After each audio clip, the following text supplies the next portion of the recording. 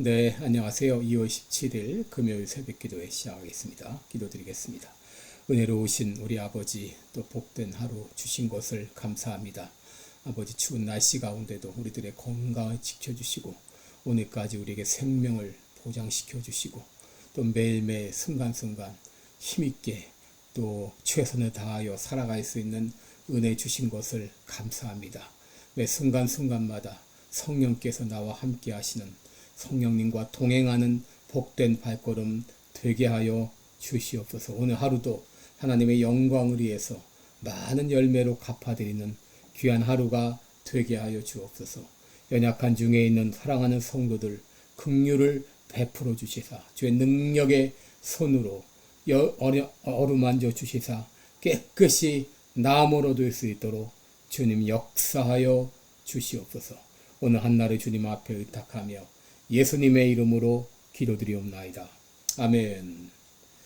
네, 찬송가 92장 부르겠습니다. 위에 계신 나의 친구, 그의 사랑 지극하다. 92장입니다. 예전 찬송가는 97장입니다.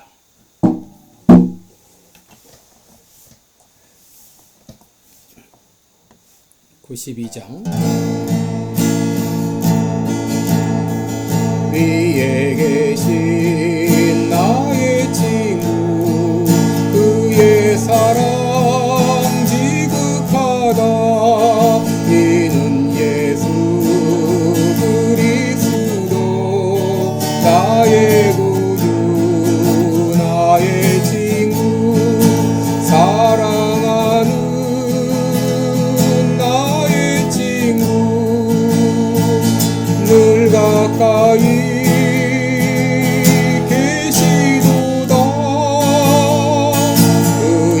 사랑 놀랍도다. 변함없는 나의 친구, 나를 위해 죽으시고 나를 구원하셨으니 기쁨으로 경배하며 찬양하리. 나의 친구, 사랑하는 나의 친구, 늘 가까이 계시도다. 그의 사랑 놀랍도다. 변함없는 나의 친구, 내 맘속에 늘 계시고 영원토록 함께하네. 가지 된 자 하나 되리. 너도 남은 나의 친구, 사랑하는 나의 친구, 늘 가까이 계시도다. 그의 사랑 놀랍도다. 변함없는 나의 친구, 그날이 와 황금길에 그의 영광 바라보며 그의 발로 날 안을 때 만나보리. 나의 친구, 사랑하는 나의 친구, 늘 가까이 계시도다. 그의 사랑 놀랍도다. 변함없는 나의 친구.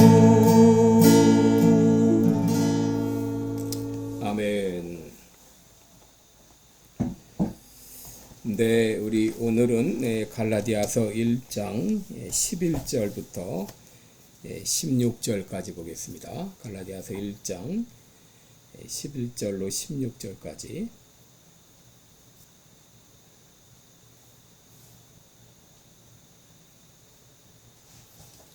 갈라디아서 1장 11절부터 16절까지입니다.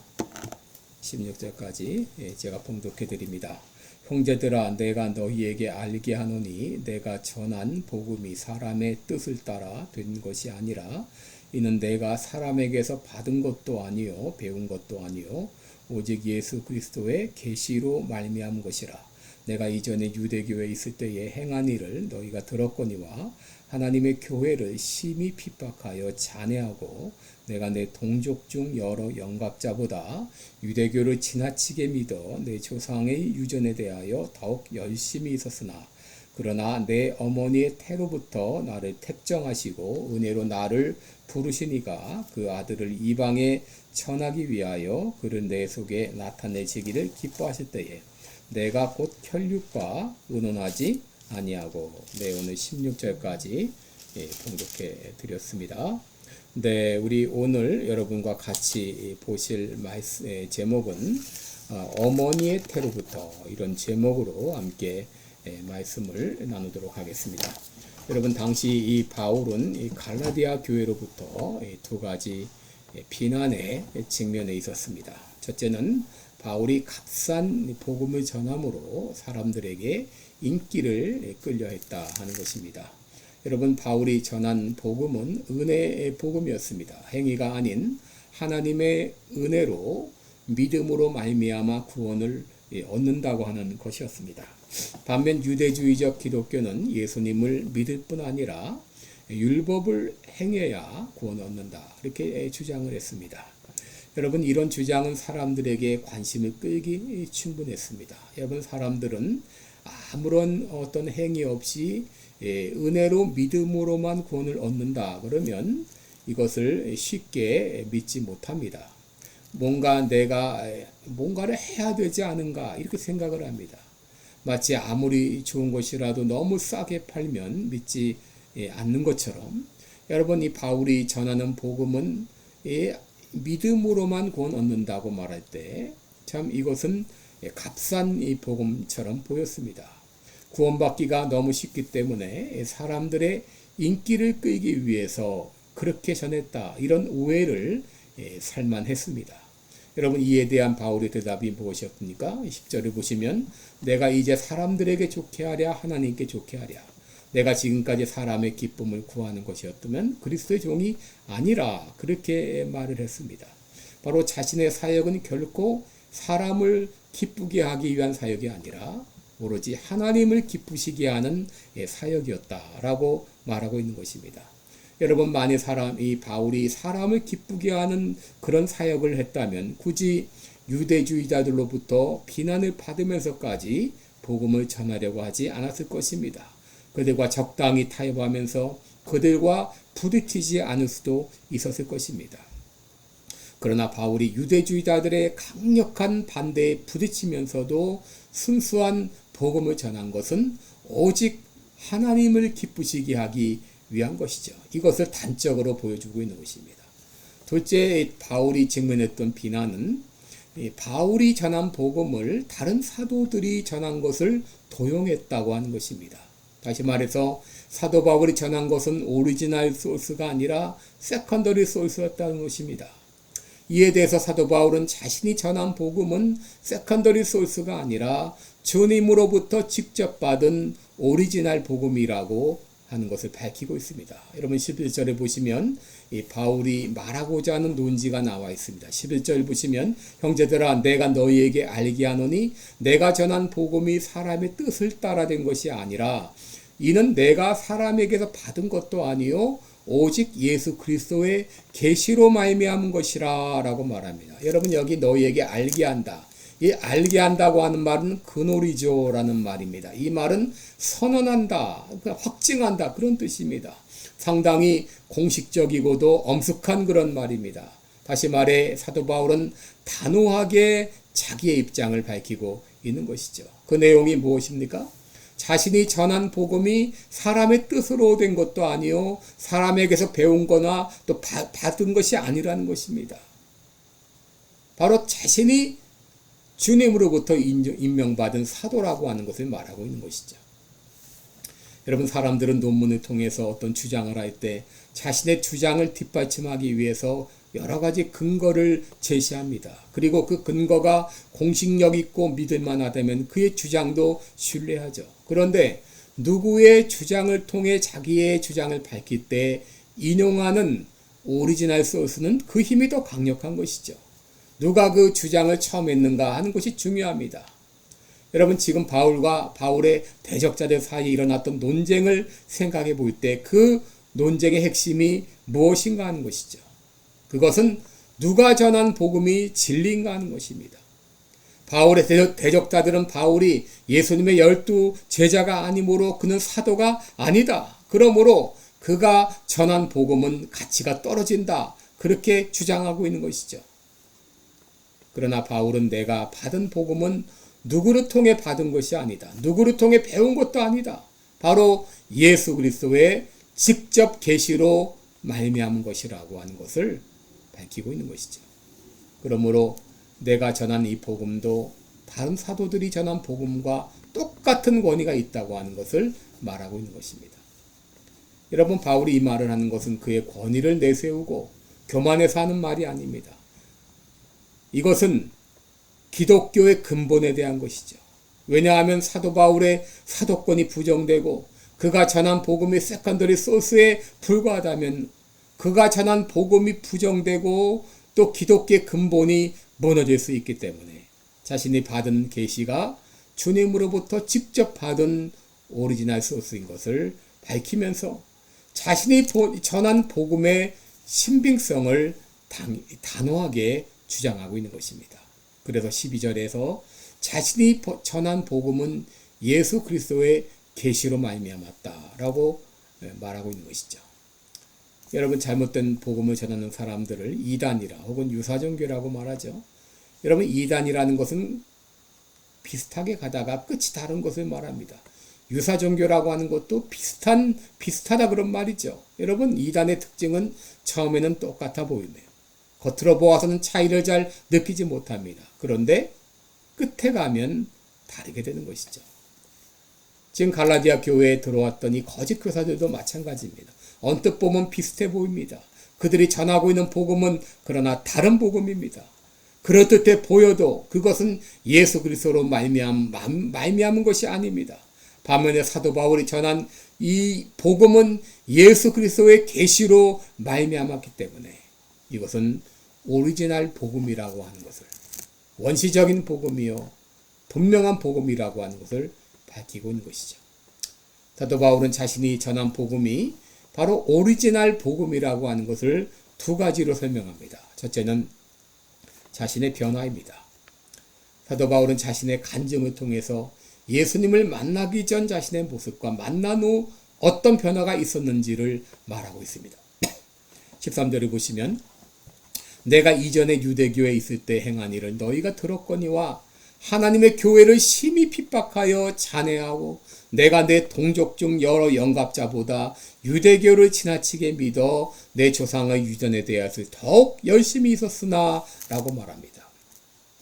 여러분, 여기 행한 일이라고 하는 말은 아나스트로페, 이건 생활 방식을 말합니다. 여러분, 당시 바리새인들의 생활 방식은 정해져 있었습니다. 그들에게는 수많은 율법적인 의식들이 있었습니다. 그러므로 바리새인을 아는 사람들은 바울의 생활 방식이 어떠했을 것이라고 하는 것을 잘 알고 있었을 것입니다. 더구나 바울은 보통 바리새인들보다도 더 열심히 있었습니다. 그는 예수 믿는 사람들을 잡아 가두는 일에 앞장섰던 사람입니다. 다메섹 도성에서 예수님을 만날 때도 그날도 예수 믿는 사람들 잡아 가두기 위해서 다메섹으로 가던 그런 길이었습니다. 하나님께서 아나니아에게 사울을 만나보라 했을 때 아나니아의 반응이 무엇이었나요? 여러 사람에게 듣사온즉 그가 예루살렘에서 주의 성도들을 적지 않은 해를 끼쳤다 하더니 그런 정도로 사도 바울이 열심이었습니다. 또한 그는 바리새주의를 신봉하는 일에도 누구보다 열심히 있었습니다. 내 조상의 유전이라는 말, 유대적 이 교적 가르침과 장로의 유전 혹은 구전이라고 불리우는 여러 유대교적 규정들을 말합니다. 이런 것들을 그는 철저히 지켰습니다. 왜 사도 바울이 이런 자기의 과거에 대해서 언급하고 있나요? 그것은 자신의 복음이 유대교적 가르침에서 얻어진 것이 아니라 자신에게 어떤 획기적인 변화의 시점이 있었다는 것을 밝히고 있는 것이죠. 그는 정통 유대교인이었고 누구보다 열심히 있었다는, 그래서 예수 믿는 사람들을 잡아 가두던 그가 이제는 예수님을 전하는 사람이 되었다고 하는 것은 어떤 획기적인 변화가 있었다는 것을 말해주는 것이죠. 사도 바울은 그 변화를 15절에서 말하고 있어요. 그러나 내 어머니의 태로부터 나를 택정하시고 은혜로 나를 부르시니가 그 아들을 이방에 전하기 위하여 그는 내 속에 나타내시기를 기뻐하실 때에 라고 말합니다. 어머니의 태로부터 나를 택정하시고 은혜로 나를 부르셨다라고 말합니다. 예레미야도 같은 말을 하죠. 예레미야 1장 5절에 보면 내가 너를 복중에 짓기 전에 너를 알았고 내가 태에서 나오기 전에 너를 구별하였고 너를 열방의 선지자로 세웠다. 여러분 이사야 49장 1절에도 같은 내용이 나옵니다. 섬들아 나를 들으라. 원방 백성들아 귀를 기울이라. 여호와께서 내가 태에서 나옴으로부터 나를 부르셨고 내가 어미 복중에서 나옴으로부터 내 이름을 말씀하셨으며 내 입을 날카로운 칼같이 만드시고 나를 그 손 그늘에 숨기시며 나로 마광할 살을 만드사 그 전통에 감추시고 내게 이르시되 너는 나의 종이요 내 영광을 이스라엘에 나타내 이스라엘이라 하셨느니라 그랬습니다. 여러분 이 사실을 통해서 우리가 알아야 될 것은 하나님이 나를 알고 계신다고 하는 것이죠. 그런데 나를 언제부터 알고 계시는가? 바로 어머니의 태로부터 복중에 너를 짓기 전부터 내가 태에서 나오기 전부터 나를 아신다 말합니다. 에베소 1장 4절에 보면 창세전에 우리를 선택하셨다라고 말합니다. 여러분 이렇게 우리를 선택하시고 부르신 이유가 무엇입니까? 그 아들을 이방에 전하기 위해서 우리를 열방의 선지자로 세우기 위해서 내 영광을 나타내기 위해서 나를 부르셨다라고 말합니다. 여러분 우리도 마찬가지입니다. 하나님께서 우리를 이 땅에 보내실 때 그냥 보내지 않으셨습니다. 바울은 지금 갈라디아 교회로부터 거절당하고 있습니다. 그럼에도 그가 조금도 위축되지 않는 이유는 하나님께서 나를 부르셨다는 이 믿음, 특별히 어머니의 태로부터 나를 택정하셨다는 그 믿음, 그리고 나를 부르시고 나를 이방인의 사도로 세우셨다고 하는 그 믿음, 그 믿음이 있었기 때문에 그는 갈라디아 교회로부터 거절을 당하고 거짓 유대 교사로부터 거절을 당하지만 조금도 위축되거나 흔들리지 않았습니다. 여러분 우리는 살면서 마음에 상처를 받게 되죠. 이로 인해서 거절감, 죄책감, 우울감, 또 열등감, 증오심을 안고 살아가는 사람들이 많이 있습니다. 여러분 이런 마음의 상처 그대로는 우리가 가치 있는 인생을 살아갈 수 없습니다. 여러분 이런 많은 상처들이 누구로부터 비롯되었나요? 주로 가까운 사람으로부터 비롯되었습니다. 사람들로부터 모욕을 받았을 때 혹은 육체적인 학대를 받았을 때 여러분 이런 말과 행동들이 우리 마음의 상처를 남깁니다. 이 상처는 잠시 있다 없어지는 것도 있지만 오랫동안 우리 마음 가운데 남아있을 수도 있습니다. 여러분 이런 마음의 상처 아픔을 우리가 어떻게 해결할 수 있나요? 바로 하나님께서 어머니의 태로부터 나를 택하시고 내가 나오기 전에 나를 알고 계시고 내 이름을 불러주시고 하나님의 일을 하게 하시고자 나를 하나님의 사람으로 세웠다고 하는 이런 믿음, 이런 정체성을 가지게 될 때 망가졌던 하나님의 형상은 치료될 수 있습니다.